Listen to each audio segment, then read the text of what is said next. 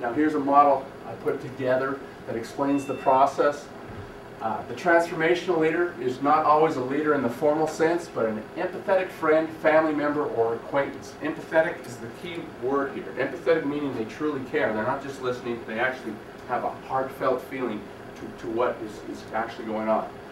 The transformational agent guides the individual through fundamental changes in the way one sees the world and their self within the world. So it's not unlike you being, if any of you have children, you're very familiar with this process. You might even know it had a name or a label, but it's a very transformational thing. If you're raising one of your children, you want to broaden their perspectives, gain greater truths on how they see the world. That's what's going on here in this model. The transformational process centers on the cognitive processes of learning. It guides one to interpret life experiences. It defines learning as a meaning-making activity, and it's composed of three components: experience that you have in daily life, reflection on that experience, and the personal development you get from the experience and the reflection upon that. So we are engaged in this process daily as we mature and go through lives and gain greater experiences. We reflect on those. There's times we have great reflection on what those experiences meant to us. That's a transformational process.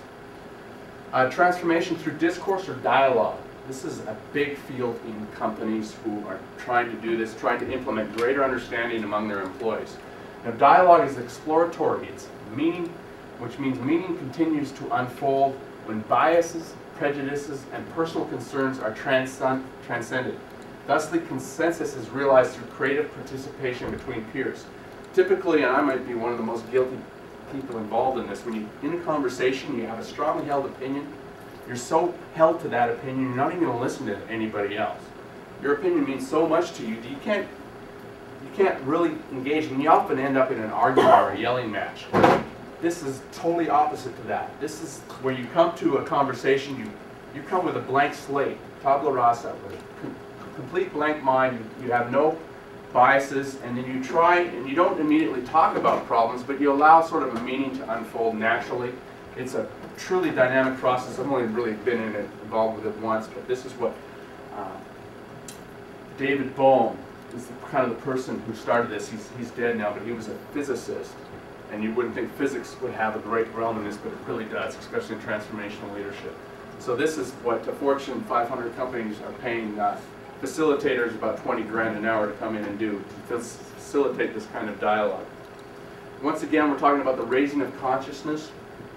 Consciousness through, this is Paulo Freire's work. He was a sociologist down in South America where there's just great atrocities happening.